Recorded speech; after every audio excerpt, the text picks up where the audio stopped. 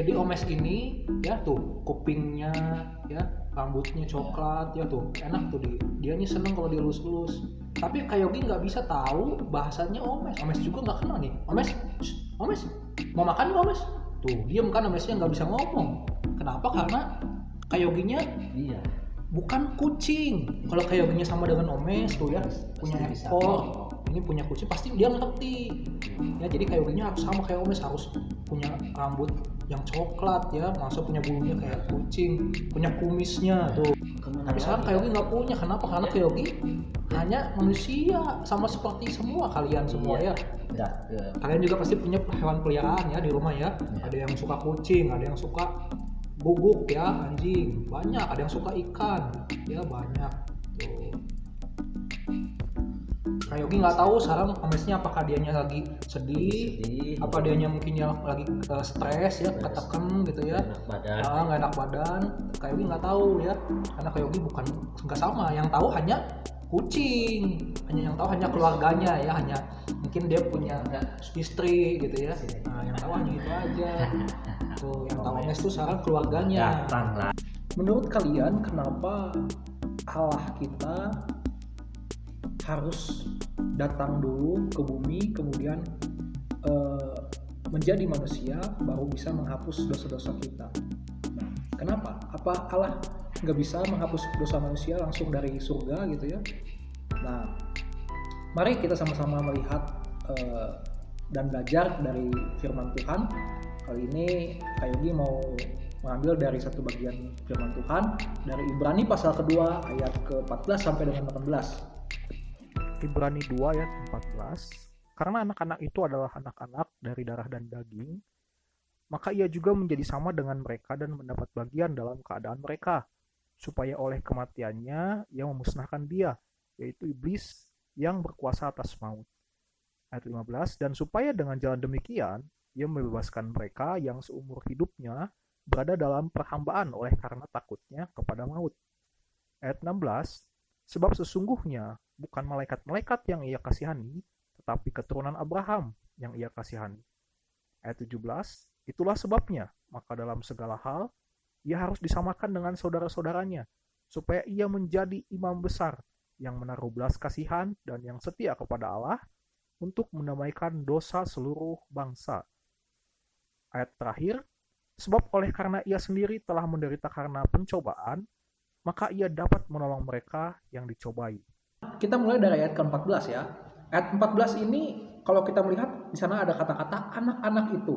Nah, siapa anak-anak itu? Kalau kita lihat di pasal kedua ayat ke-9 di sana, ayat itu berkata tentang manusia. Jadi anak-anak itu adalah kita, semua manusia, ya. Kemudian di sana juga ada kata ia, ya. Ia di sini siapa?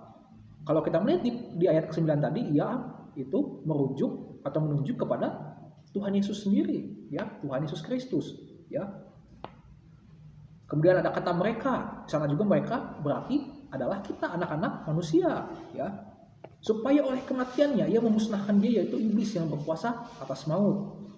Jadi kalau bisa dibilang Yesus itu sudah mendapatkan bagian sama seperti kita saat ini. Apa maksudnya? Maksudnya adalah dia sudah sama seperti kita. Dia merasakan kesedihan kita, dia merasakan penderitaan manusia, dia merasakan saat kita haus, saat kita kelaparan, saat kita sedang sakit, seperti apa rasanya. Dia terlebih dahulu sudah merasakan itu semua. Kemudian kita melihat di ayat ke-18, ya. Kemudian kita melihat di ayat ke-15, dan supaya dengan jalan demikian ia membebaskan mereka yang seumur hidupnya berada dalam perhambaan oleh karena takutnya kepada maut. Yesus menjadi sama dengan kita. Kenapa? Agar demi kita bisa dibebaskan dari perhambaan maut. Jadi kita tidak lagi takut kepada kematian, ya. Kenapa sih orang-orang sekarang tuh takut gitu ya dengan kematian, ya? Kalau kalian bisa lihat, banyak yang takut karena corona, banyak yang takut karena takut mati. Kenapa? Karena mereka belum pasti apakah mereka bisa masuk surga ataukah mereka masuk neraka. Tetapi beda dengan kita yang sudah percaya sama Tuhan Yesus. Tentu kita maupun nanti kapan itu kita akan mati, kita akan dengan senang hati menerima. Kita akan berbahagia. Kenapa? Karena dengan kita mati justru kita percaya kita akan dibangkitkan oleh Allah Kita akan hidup bersama-sama dengan Allah nanti di surga. Ayat ke-16, sebab sesungguhnya bukan malaikat-malaikat yang ia kasihani, tetapi keturunan Abraham yang ia kasihani. Ya, keturunan Abraham yang ia kasihani. Siapa keturunan Abraham itu? Keturunan Abraham adalah kita, anak-anak manusia. Ya, jadi kasihnya Tuhan, kasihnya Allah itu terfokus, sangat paling besar kepada manusia dibanding kepada ciptaan yang lain, itu lewat pengorbanannya Tuhan Yesus. Luar biasa kan, Allah kita memberikan nyawanya di kayu salib untuk manusia. Nah, ayat 17, ya, itulah sebabnya maka dalam segala hal ia harus disamakan dengan saudara-saudaranya supaya ia menjadi imam besar yang menaruh belas kasihan dan yang setia kepada Allah untuk mendamaikan dosa seluruh bangsa. Ya, siapa saudara-saudaranya? Saudara-saudaranya adalah kita yang sudah melakukan kehendak Allah, Tuhan Yesus katakan. Ya, nah, tetapi meskipun kita dianggap saudara-saudaranya Allah, apakah kita menjadi kebal terhadap dosa? Apakah kita menjadi tidak dapat berbuat dosa? Nah, kita masih tetap bisa berbuat dosa. Kalau misalnya dikatakan imam besar itu siapa sih? Kita tahu di Perjanjian Lama, imam besar itu adalah seperti gembala-gembala saat ini, seperti gembala kita, seperti pendeta-pendeta yang setiap harinya mendoakan kita, ya, supaya Tuhan mengampuni kita, supaya Tuhan memberkati kita. Nah, seperti itu imam di zaman dahulu, ya. Nah, tetapi apakah imam itu, apakah gembala kita, apakah pendeta-pendeta kita tidak bisa berbuat dosa? Apakah mereka kebal terhadap dosa? Tidak. Mereka juga sama seperti kita. Mereka juga bisa jatuh dalam dosa, ya. Mereka tidak suci, tidak sempurna. Nah, makanya di sini dikatakan supaya ia menjadi imam besar. Nah, ia di sini adalah Tuhan Yesus. Tentu Tuhan Yesus tidak berdosa, ya. Tentu Tuhan Yesus tidak berdosa. Makanya ia menjadi imam besar yang sempurna. Meskipun Tuhan Yesus adalah manusia, kita juga sudah tahu dia juga 100% adalah Allah. Ya, jadi meskipun Tuhan Yesus juga merasakan penderitaan kita, merasakan rasanya lapar, rasanya haus, rasanya mengantuk, dan lain sebagainya, tetapi Yesus punya pribadi Allah dalam dirinya. Nah, pribadi Allah itu apa? Pribadi yang tidak bisa jatuh dalam dosa, ya. Tidak bisa berbuat dosa. Nah, pribadi inilah yang dibutuhkan untuk menebus, untuk menghapus setiap dosa manusia, ya. Jadi hanya Tuhan Yesus saja yang bisa menghapus dosa manusia. Coba kalian baca di dalam Alkitab, apakah ada di sana dicatatkan dosa-dosa tentang Tuhan Yesus? Tidak pernah ada. Ayat yang terakhir, ya. Sebab oleh karena ia sendiri telah menderita karena pencobaan, maka ia dapat menolong mereka yang dicobai. Nah, terakhir ini Tuhan Yesus, ya, menolong kita yang sudah jatuh dalam dosa adalah karena dia sendiri sudah mengalami rasanya dicobai itu seperti apa, mendapat pencobaan itu seperti apa, ya. Kita tahu peristiwa pencobaan itu dialami Tuhan Yesus, ya, banyak. Misalnya ketika dia ada di padang gurun, ketika dia berpuasa 40 hari 40 malam, ya. Ketika dia dibisiki oleh Petrus supaya jangan dia sampai disalib, ya. Ketika dia ada di Taman Getsemani, ya. Banyak sebenarnya. Tetapi apakah Tuhan Yesus jatuh dalam dosa? Tidak. Dia menang melawan godaan itu. Dia berhasil. Ini juga sama dengan hidup kita, teman-teman, ya. Hidup kita kadang-kadang atau sering malam godaan, pencobaan dari si iblis. Misalnya, ya, kayak Yogi kasih contoh. Misalnya pagi-pagi, ya, hari Minggu kalian masih tidur enak-enak. Kalian tarik lagi selimut kalian.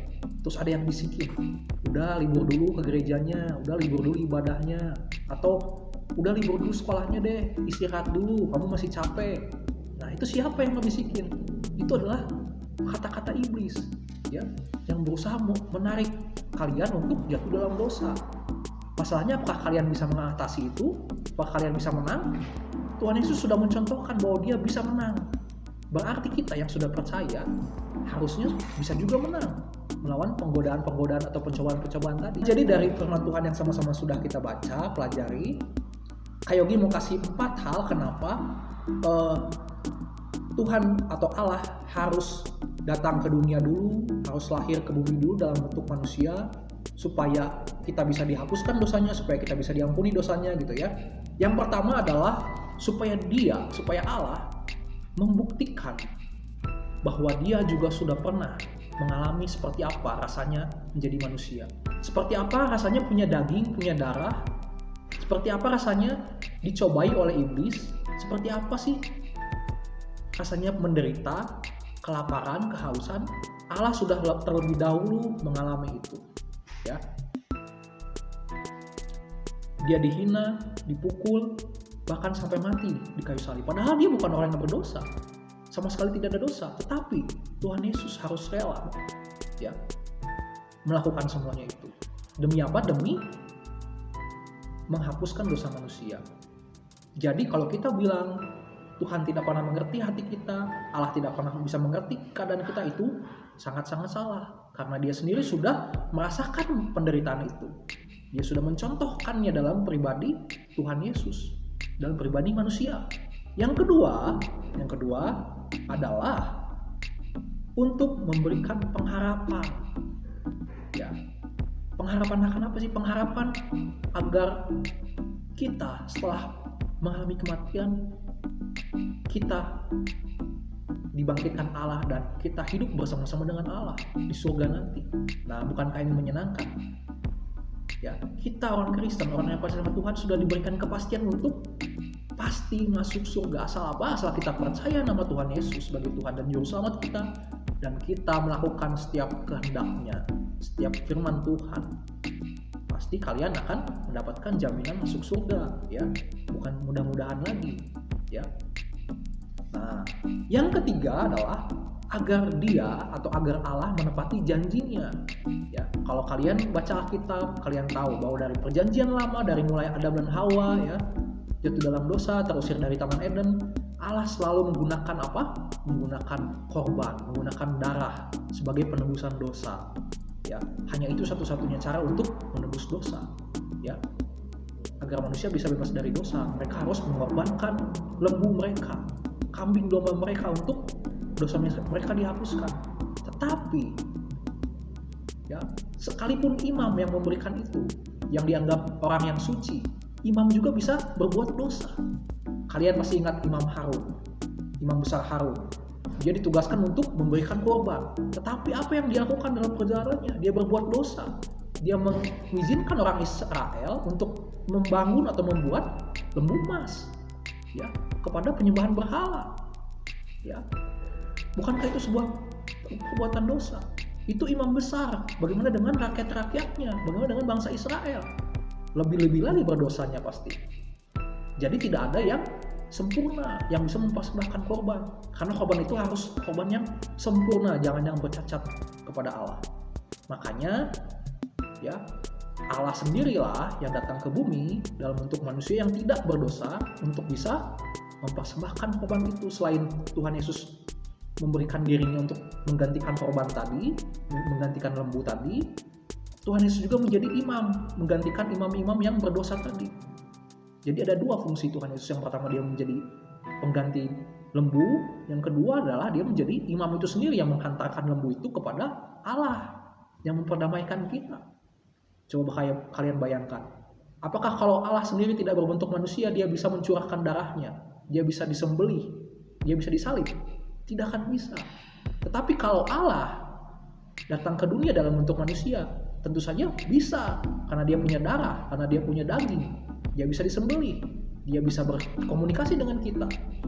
Nah, itulah yang ketiga. Nah, yang terakhir, yang keempat adalah agar dia bisa berkomunikasi dengan kita. Nah, ini penting yang keempat ini, ya.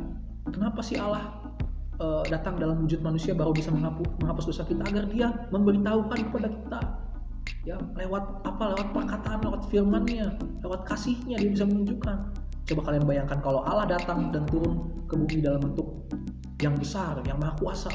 Wah, pasti semua manusia akan mati. Jangankan untuk menyembelih atau untuk kita bercakap-cakap dengan Allah. Ya, kita pun pasti tidak akan bisa melihat Allah. Karena apa? Karena Allah itu maha suci. Sedangkan kita orang yang berdosa, kita pasti akan mati. Karena yang suci dan yang berdosa itu tidak bisa bersatu. Ya, hanya beberapa orang saja yang diizinkan Allah untuk bisa bertatapan muka. Misalkan Yakub, ya. Tapi bagaimana dengan orang-orang yang berdosa? Seperti perzina, ya, pencabul, pemungut cukai, orang-orang yang berdosa itu bagaimana? Makanya Allah turun dalam bentuk manusia, yaitu Tuhan Yesus Kristus. Dan melalui Tuhan Yesus Kristus kita bisa lihat bahwa Dia mengasihi semua golongan manusia.